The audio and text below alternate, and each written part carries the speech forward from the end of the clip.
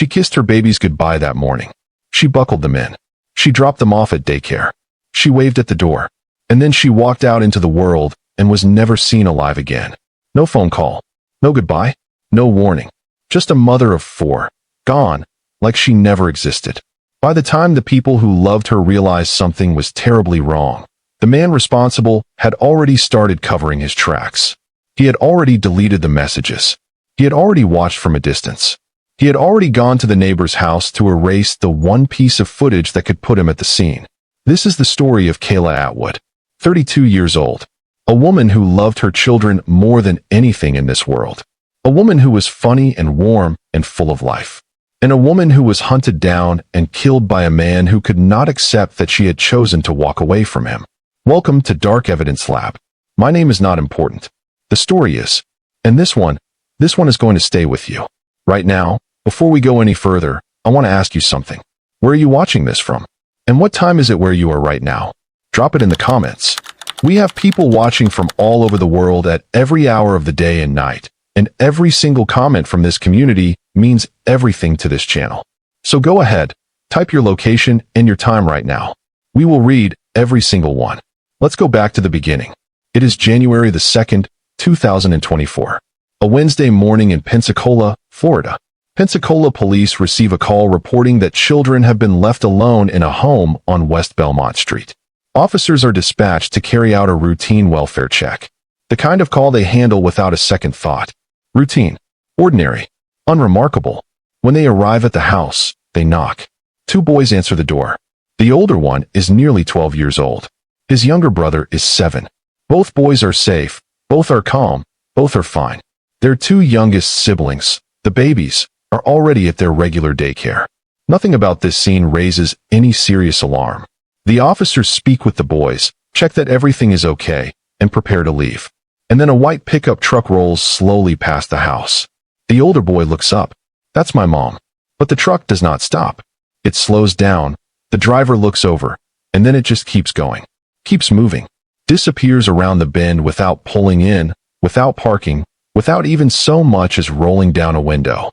The officers note it. They don't follow up on it. The kids seem fine. The house seems fine. Everyone seems fine.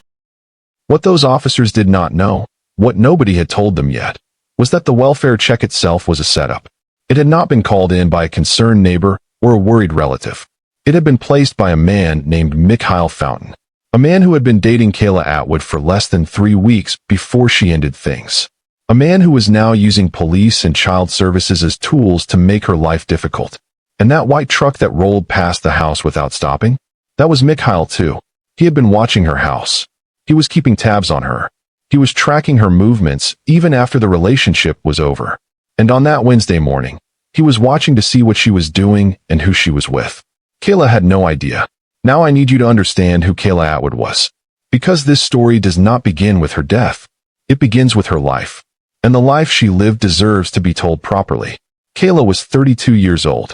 She was a single mother raising 4 children on her own. Her oldest nearly 12, her youngest just 1 year old. 4 kids. For different personalities. For different needs. And Kayla showed up for every single one of them. Every single day, with everything she had. People who knew her did not use ordinary words to describe her. They said she was a gem. They said she was a joy. They talked about her laugh and the way she could light up a room just by walking into it. She loved music.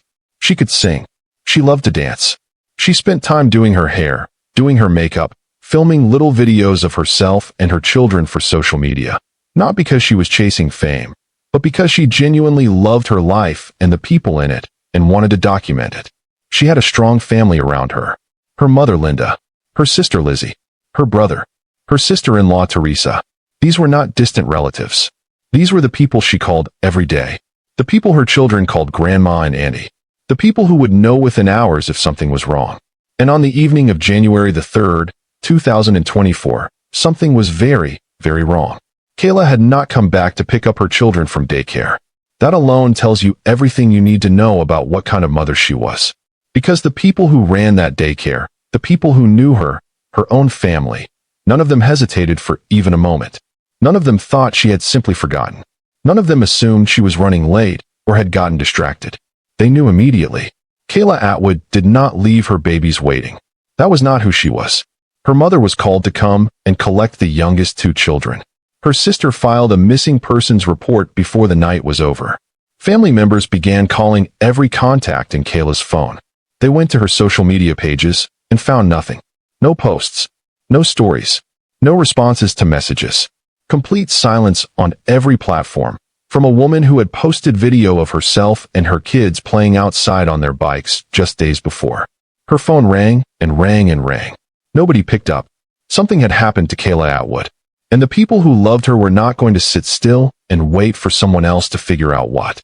Pensacola police opened a missing persons investigation. Like her at all, to not pick up her children, and especially for her not to come home or call someone, say anything, not be on social media. Their first stop was the daycare center where Kayla had dropped her youngest children off that morning. Investigators sat down with the staff and started asking questions. Was anything different about that morning? Had Kayla seemed upset or frightened? Had anyone unusual been around? Had anyone other than Kayla been handling pickup or drop-off lately? Staff said no to most of it. Everything seemed normal. Kayla came in, dropped off the kids, left. Nothing stood out. Until investigators asked about the vehicle she had arrived in. Because that is where the story changed. Kayla Atwood did not own a large yellow box truck. She was not known to drive one. Nobody in her family drove one. There was no reason in the world she should have been arriving at a daycare in a Penske moving truck. But that is exactly what the daycare staff described. A large yellow box truck, the kind you rent when you are moving house, had pulled up that morning, and Kayla had been inside it. Investigators went straight to the security footage, and there she was, Kayla Atwood, captured on camera on the morning of January the 3rd, 2024, climbing into the passenger side of a large yellow Penske truck. The driver was not visible on the footage, but Kayla was clearly in the passenger seat. After the children were dropped off at daycare, Kayla did not appear on a single camera again. Not at a gas station. Not at a store. Not on any street. Not anywhere. She was simply gone. Now investigators had something to work with. A Penske truck. A specific one. They traced it to a local business, a tire delivery company, and spoke with the owner. He confirmed that only one person was authorized to drive that particular vehicle. A man named Antonio. Everyone called him Tony. If you are getting into this case, and we know you are, take 2 seconds right now and hit that like button. It costs you nothing, and it helps Dark Evidence Lab reach more people with stories that matter. And if you are not subscribed yet, hit that subscribe button and turn on your notifications. We drop new cases regularly, and you do not want to miss them. Go ahead, do it now. We will wait. Tony was not hard to find, and he was not difficult to talk to. He came in willingly. He answered every question. He sat with investigators for as long as they needed. And the Penske truck was searched from one end to the other by forensic investigators looking for any trace of anything that might tell them what had happened to Kayla. They went through every inch of that truck. They found nothing. The truck was clean. Tony was clean. And the story he told was consistent, detailed, and easy to verify. He explained that on the morning of January the 2nd, the day before Kayla disappeared, he had received a message from her on a dating app. She needed a favor. She needed someone to give her children a ride to daycare. Tony said he could help. He drove to her house on Belmont Street, helped get the kids loaded up, and took them to daycare. Afterward, Kayla asked if she could ride along with him for a few hours while he made his tire deliveries. He said yes. They talked. Not romantically, just conversation. They stopped somewhere for lunch. He dropped her back at her house on Belmont around 2 in the afternoon. The next day, January the 3rd, the same routine. He picked her up, took the children to daycare. Then Kayla rode along with him again for part of the day. He dropped her home again, this time around 2:30 in the afternoon. But there was something Tony remembered from that first morning. Something that had stuck with him. As he and Kayla were getting ready to leave her house on January the 2nd, another vehicle had pulled up behind them on the street. An older white pickup truck. A man got out. Tony said the man backed his truck up toward them and asked whether Kayla worked for him. Kayla told Tony to ignore him. She said it was her brother, just being nosy. But Tony did not buy it. He said the way that man spoke to her, the way he looked at her, the energy that passed between them, that was not a brother. That was something else entirely. He drove off without making a scene, but he did not forget about it. And then Tony told investigators the piece of information that cracked the case wide open. Only 5 minutes after he dropped Kayla off at her home on the afternoon of January the 3rd, his phone rang. The number on the screen was Kayla's. He answered, but the voice on the other end was not Kayla. It was a man. The man said hello, asked who was on the line. Tony, confused and unsettled, said nothing, and ended the call. A man had Kayla's phone. 5 minutes after Tony dropped her at her front door, a man was scrolling through her recent contacts and calling them back, one by one, demanding to know who they were. Investigators knew exactly what that meant. Something had happened to Kayla the moment she walked through her front door, and whoever was responsible already had her phone in his hand before her body was even cold. When I said hello, it was a guy, and I just hung up, and that was it.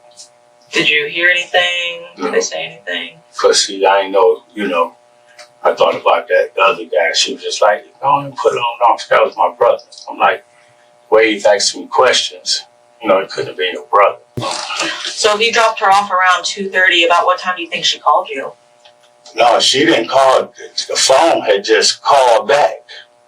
And the dude said hello, and I just hung up. What do you mean the phone called back? I'm sorry. Her number. Did you call her or did she call you? No, her number called my phone back. Okay. But I didn't, when I seen it was a dude, I didn't ask, About how long between do you think when you dropped her off till you got that call? About 5 minutes. About 5 minutes. And I didn't even answer, I said hello. It's like, who's this? And I just clicked. That's what the person said? Yeah, they was trying to, she called and numbers back. His name was Mikhail Fountain. He was 34 years old. He described himself as a builder, though he was receiving disability payments at the time. He had a lot of opinions about himself, chief among them that he was too popular, too desirable, and too in demand with women to be troubled by the end of any one relationship. He would remind investigators of this fact multiple times during questioning, as though saying it loudly enough and often enough would make it true.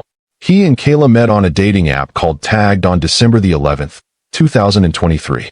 In the weeks that followed, things moved quickly. He spent time at her house. He reportedly helped her with some bills.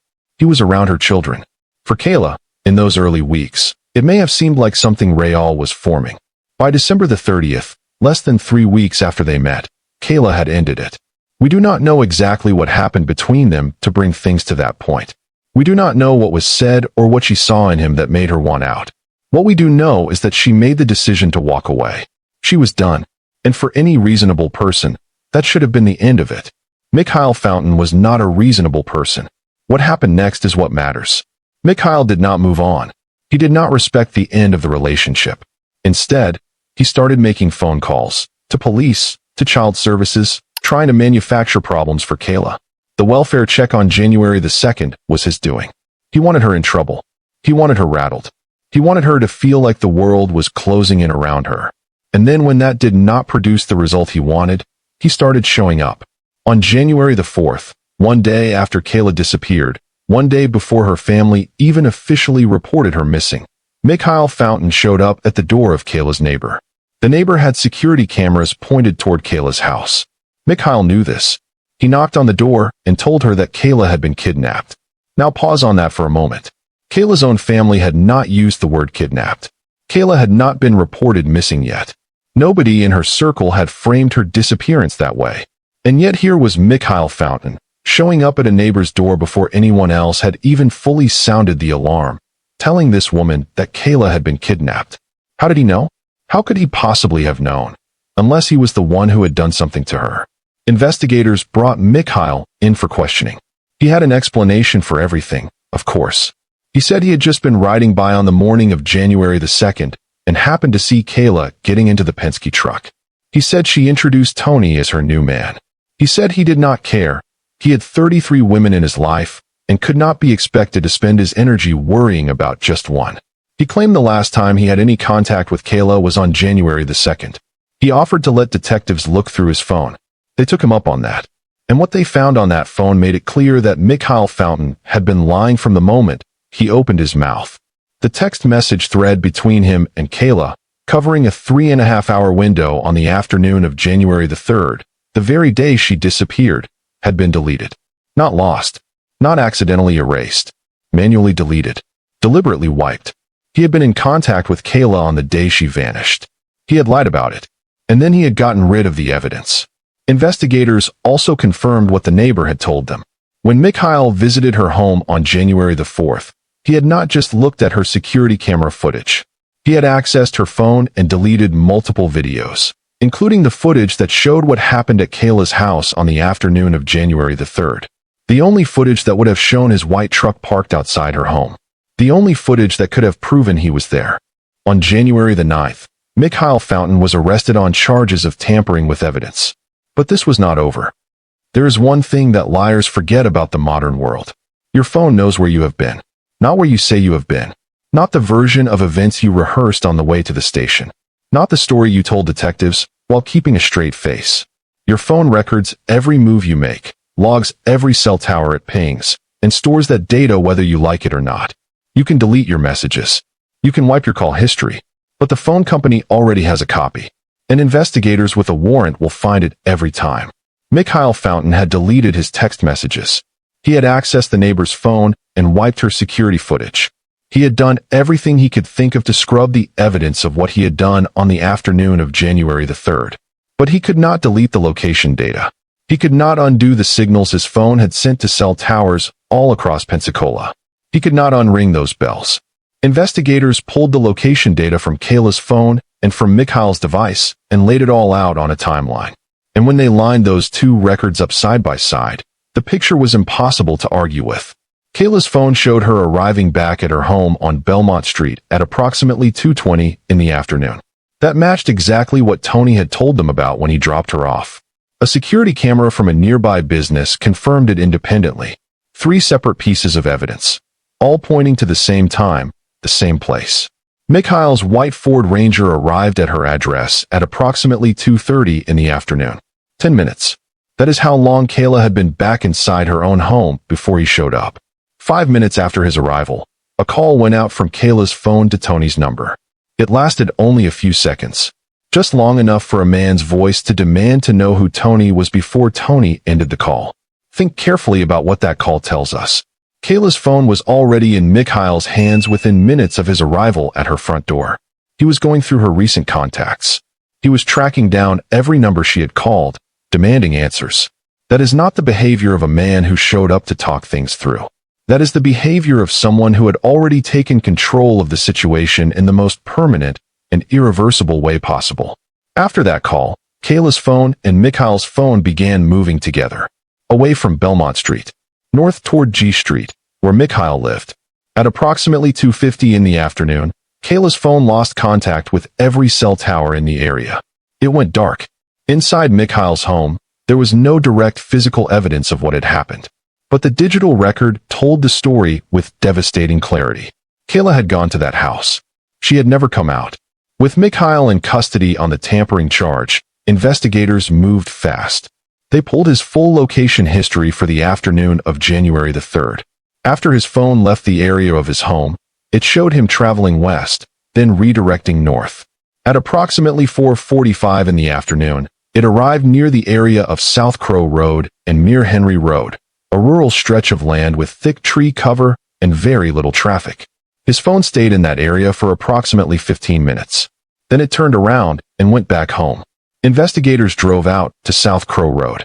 The area was quiet, remote, trees on both sides. The kind of place you only end up if you know where you are going or you have something to hide. There was no reason for a civilian to be out there. No businesses, no homes nearby, just woods and a dirt access road that disappeared into the tree line. Just past the entrance to a wooded lot on the 300 block, a short distance from the roadway and partially hidden from the road, they found a patch of disturbed earth. A mound of sand that did not belong in the surrounding grass. Ground that had clearly been dug up recently and had since settled slightly from the rain. It did not look like much from a distance, but investigators knew what they were looking at. 3 cadaver dogs were brought to the site. All 3 alerted to the same location. Kayla Atwood was found in a shallow grave. She had been shot in the head. She was 32 years old. She was a mother of 4 children who had been waiting for her to come home. She had done absolutely nothing wrong. She had simply tried to end a 3-week relationship with a man who could not let go. and he had killed her for it. Think about that for a moment. Think about those 4 children, the oldest nearly 12, the youngest just 1 year old, going to sleep every night not knowing where their mother was. Think about her mother Linda making those phone calls, reaching out to everyone she could, praying for a different answer. Think about Kayla out there in those cold, dark woods while the man who put her there was sitting in front of detectives telling them he had 33 other women and could not be bothered worrying about just one. He knew exactly where she was the entire time. On January the 11th, 2024, a murder warrant was issued for Mikhail Fountain. His family had just bailed him out on the tampering charge that same day.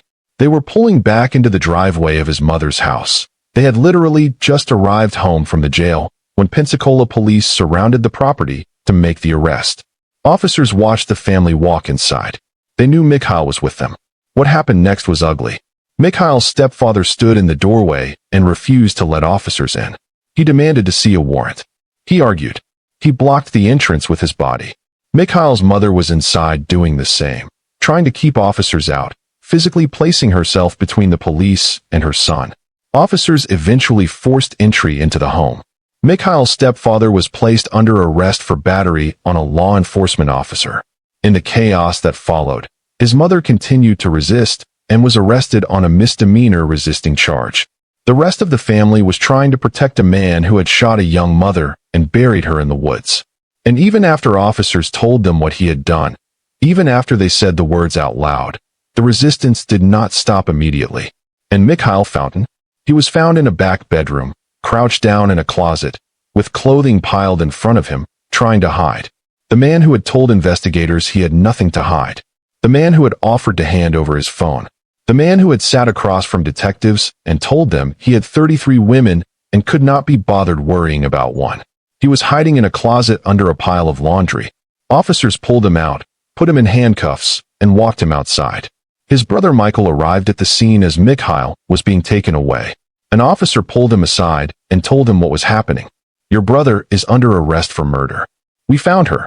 Michael stood there and took that in. There was nothing else to say. Mikhail Fountain pleaded not guilty. He went to trial in early 2026, more than 2 years after he took Kayla's life. The trial lasted 3 days. Prosecutors did not have a confession. They did not have a weapon. What they had was something just as powerful, a complete digital record of a man who had stalked, obsessed over, and ultimately murdered a woman who wanted nothing more to do with him. They told the jury that when Kayla ended the relationship in late December, Mikhail refused to accept it. He called the police on her. He called child services on her. He drove past her house. He showed up at her door. He watched from down the street. And on the afternoon of January the 3rd, he went to her home, confronted her, and shot her. Then he put her body in his truck, drove out to a remote patch of woods off South Crow Road, and buried her. The neighbor took the stand and testified that she had not deleted anything from her own phone. She had no reason to. The only person who had touched her phone that day was Mikhail Fountain. The location data placed Mikhail at Kayla's house on Belmont, then at his own home, then in the woods, all at the exact times that matched what investigators had pieced together. The deleted text messages showed he had been in contact with Kayla on the day she died, not the day before, as he had claimed. The defense tried to introduce doubt by pointing to Tony and the time Kayla had spent in the Penske truck. They argued the timeline left room for someone else to have been responsible. But investigators had done their work. Tony had been fully vetted and cleared. His story was consistent from beginning to end and matched every piece of physical evidence. The jury deliberated, and then they came back with a verdict. Guilty. 1 count of second-degree murder. On February the 10th, 2026, Mikhail Fountain was sentenced to life in prison without the possibility of parole. He will never walk free. For Kayla's family, the verdict was something, but it was not enough. Her sister stood up after sentencing and said what everyone in that courtroom already knew. The case is over. We have been in limbo 2 years waiting to see justice be served. And justice still has not been served for my sister. Life in prison without parole, in my opinion, is not justice. Her life is gone. She will never be able to see her 4 beautiful kids again. I am not satisfied. She was right. No sentence brings Kayla back. No verdict undoes the morning her children sat at daycare waiting for a mother who never came. No number of years behind bars gives those 4 kids their mother back. The youngest was 1 year old when Kayla was killed. That child is going to grow up with no real memory of her. Only photographs. Only the videos Kayla left behind on social media, doing her makeup, styling hair, singing, laughing, living fully, before a man she had known for less than a month decided that her life was his to end. Mikhail Fountain will spend every remaining day of his life inside a prison cell. And Kayla Atwood's children will spend every remaining day of their lives without their mother. That is the reality of what obsession and jealousy and the refusal to accept a simple breakup can do. A woman is dead. For children are motherless. A family is broken. And none of it had to happen. Kayla did everything right. She recognized something was wrong with this man. She walked away. She tried to move forward with her life. She was doing exactly what she was supposed to do. And he followed her anyway. Kayla Atwood was 32 years old. She was a singer. She was a dancer. She was funny in the way that very few people actually are, the kind of funny that makes people light up just being around her. She was warm. She was present. She was the kind of mother who showed up not just physically but emotionally, every single day, for children who needed her and loved her and looked up to her. She deserved to grow old. She deserved to watch her kids grow up. She deserved every ordinary, unremarkable, beautiful day that was stolen from her. This community will not forget her name. Rest in peace, Kayla. If this story moved you, and it should, take a moment right now and hit the like button. It genuinely helps this channel reach more people and tell more stories like Kayla's. Drop a comment below and let us know what you think about the verdict. Do you think life without parole was the right call? Or does Kayla's family have a point that no sentence is truly enough? We want to hear every single thought you have on this one. And if you are not already subscribed to Dark Evidence Lab, do that right now. Hit that subscribe button and turn on your notifications. We cover the cases that the world needs to hear about. We tell them honestly, and we tell them fully. We are not done. We will see you on the next one.